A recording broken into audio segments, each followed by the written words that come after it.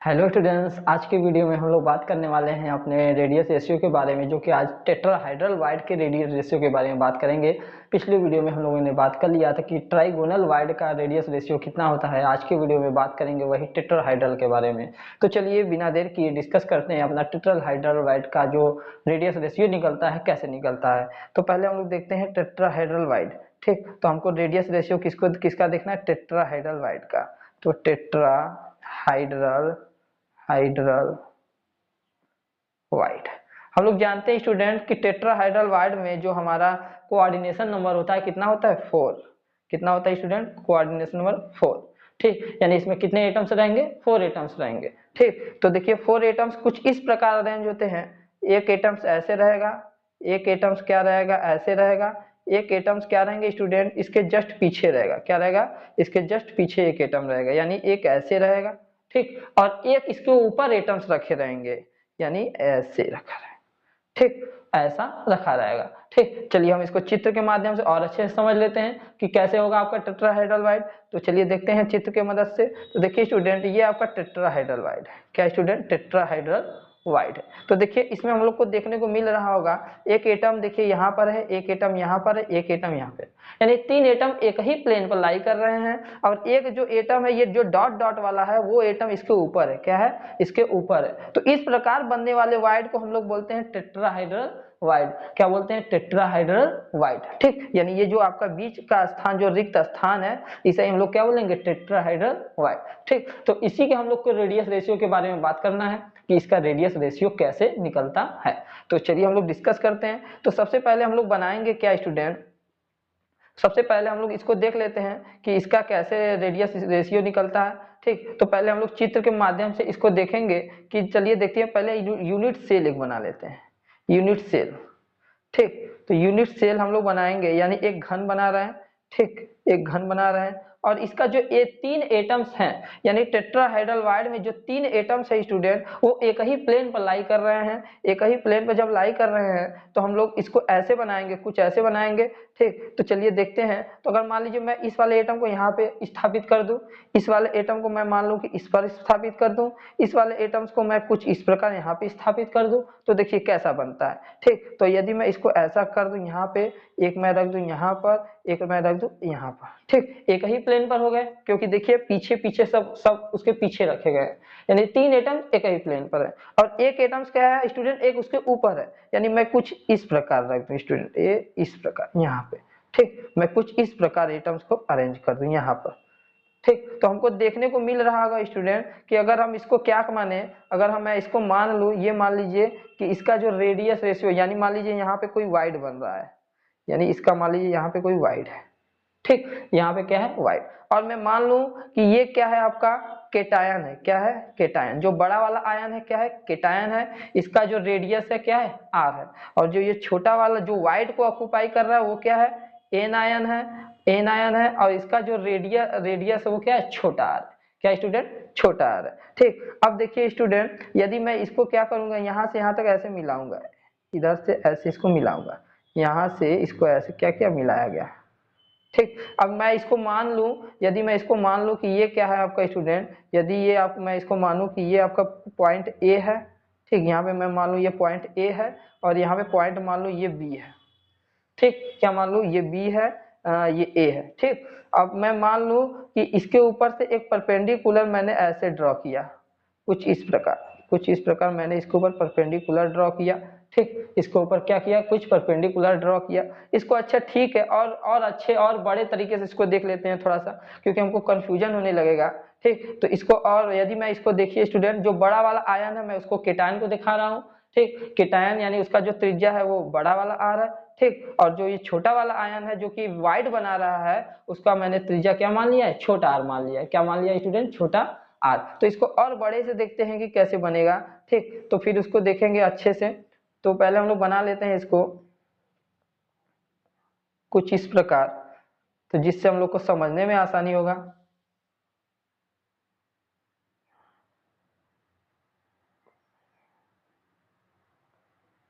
ठीक है स्टूडेंट, कुछ इस प्रकार हो गया। अब हम लोग इसको क्या करेंगे, पहले एक ही प्लेन पर जो लाई करते हैं उसको बना ले। एक एटम यहाँ, एक एटम यहाँ। ठीक है स्टूडेंट, अब एक जो बिना प्लेन पर लाई करता है मैं यहाँ पे बना ले रहा हूँ। ठीक, अब मैं क्या किया स्टूडेंट, इनके जो इनको मिलाया आपस में, को आपस में मिला दिया। अब यहाँ पे मान लीजिए यहाँ पे कोई वाइड का निर्माण है, वाइड का। ठीक, इसका वाइड मान लीजिए पॉइंट कोई O है, इसको मैं मान लो पॉइंट A है, इस पॉइंट को मान लो B है। अब यहाँ से मैंने जब कोई परपेंडिकुलर ड्रॉ किया इसके सेंटर से मैंने इसके ऊपर कुछ परपेंडिकुलर ड्रॉ किया, जो कि मैं मान ले रहा हूँ P है। क्या स्टूडेंट, P है। अब मैं इसको मान ले रहा हूँ ये क्या है, बिंदु C है। ठीक, मैं इसको क्या मान ले रहा हूँ, बिंदु C है। तो हम लोग देख रहे होंगे स्टूडेंट, यदि मैं इसके सेंटर से, इसके इस सेंटर से मैं क्या करूँ, बिंदु A तक इसको लेकर आऊँ, ऐसे मिलाऊं। ठीक, तो हमको देखने को मिल रहा होगा कि हम लोग जानते हैं पाइथागोरस प्रमेय के नियमानुसार हम लोग जानते हैं स्टूडेंट कि क्या होता है कि पाइथागोरस प्रमेय के नियमानुसार हमारा हो जाएगा त्रिभुज, त्रिभुज किसमें स्टूडेंट, ए ओ पी में। ए ओ पी में हम लोग को देखने को मिल रहा होगा कि सबसे बड़ी भुजा ए ओ है। ठीक, तो सबसे बड़ी भुजा है जो कि कर्ण की काम करती है, यानी ए ओ का स्क्वायर इज इक्वल टू किसका होगा, लंब का स्क्वायर प्लस आधार का स्क्वायर। तो इसमें लंब क्या है स्टूडेंट, ओ पी है। क्या स्टूडेंट, ओ पी है, तो यानी ओ पी का स्क्वायर, ओ पी का स्क्वायर प्लस किसका स्क्वायर स्टूडेंट, ए पी का स्क्वायर। क्या होगा, ए पी का स्क्वायर। ठीक, इतना तो हो जाएगा। ठीक, तो हमको इतना देखने को मिल रहा है इस वाले त्रिभुज एओपी में। ठीक, इतना तो हमको देखने को मिल रहा है। और हम लोग जानते हैं कि एओ का मान, एओ का मान, एओ का मान हमारा कितना आएगा स्टूडेंट, ए और ओ का मान कितना आएगा, मैं जानता हूं यहां से यहां तक का जो त्रिज्या है, यहां से यहां तक का त्रिज्या बड़ा आर, और ये जब वाइड बनेगा तो ये जब इसमें टच करेगा ये दोनों, तो ये आर यानी एओ का मान हो जाएगा आर प्लस आर। क्या हो जाएगा स्टूडेंट, आर प्लस आर। जी हाँ, कितना हो जाएगा, आर प्लस आर। इतना तो हमको मिल गया।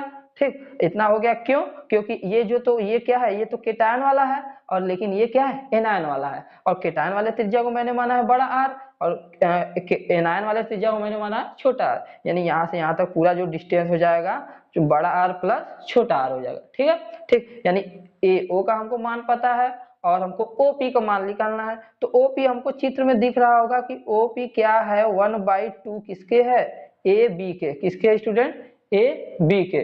यानी देख मिल रहा होगा कि ये जो OP का मान है, OP का जो मान है AB का क्या है, आधा है। क्या है, AB का आधा है। ठीक, तो पहले हम लोग निकाल लेते हैं कि AB का मान कितना होगा।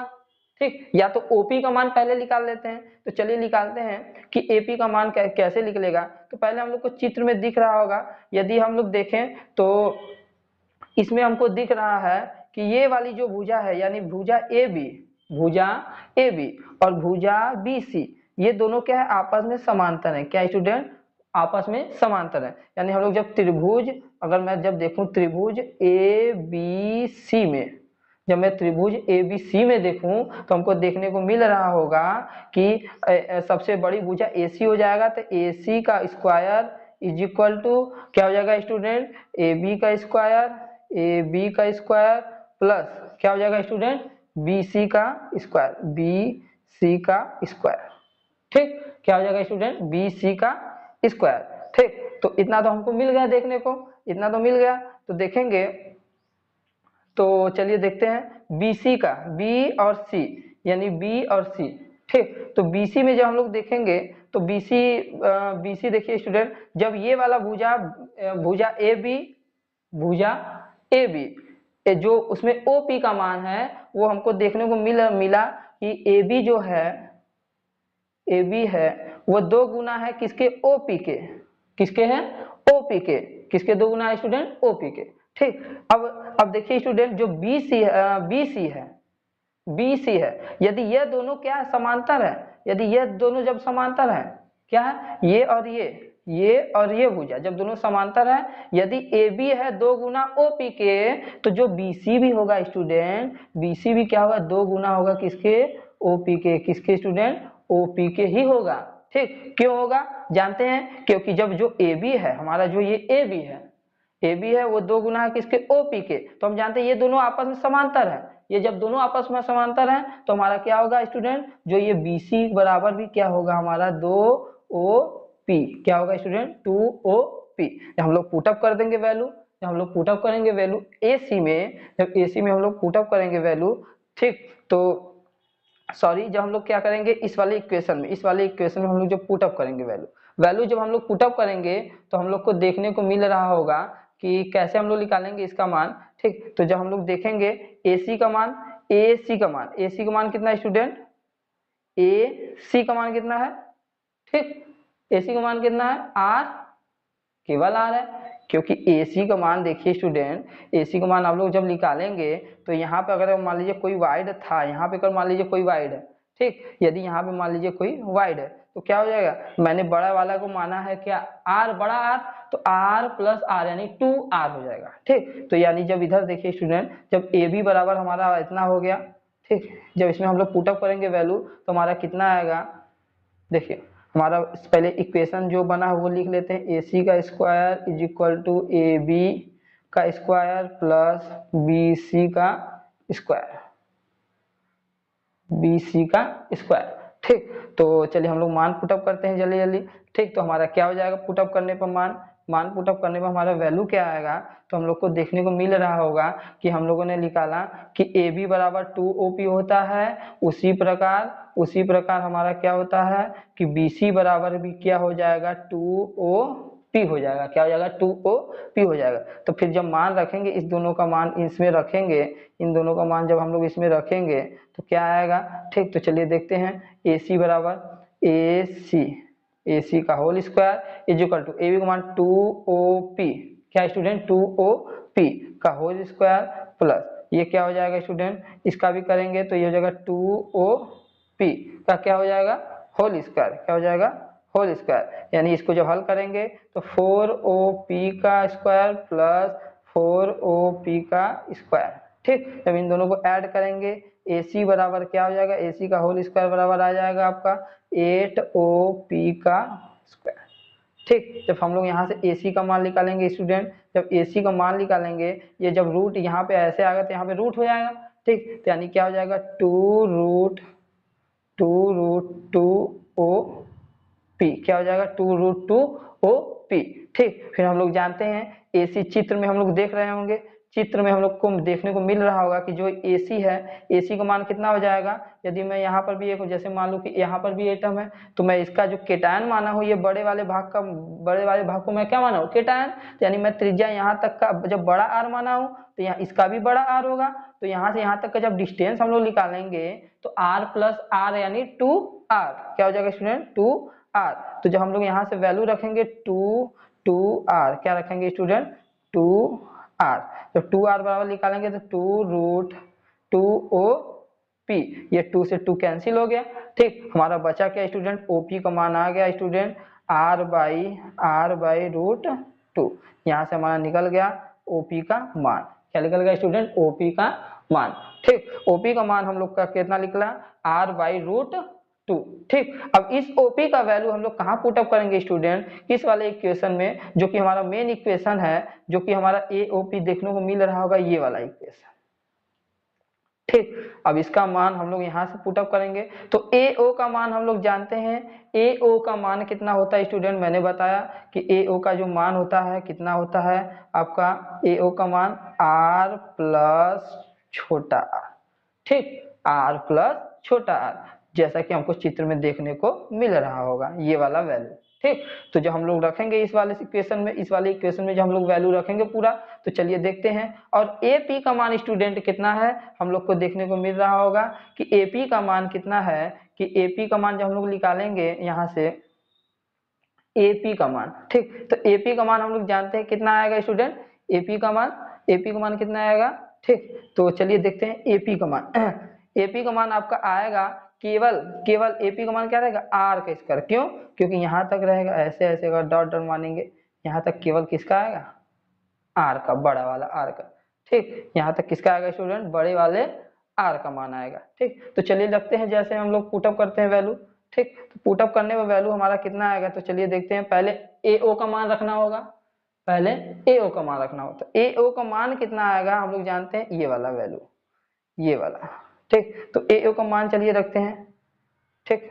AO का मान रखेंगे तो हमारा आएगा क्या स्टूडेंट, R प्लस आर का whole square is equal to, अब इधर ओपी का मान निकल गया तो यानी आर बाई रूट 2 का होल स्क्वायर, फिर प्लस हम लोग जानते हैं कि उसका मान क्या होगा आर का स्क्वायर, ठीक, जो कि हम लोगों ने यहाँ देखा।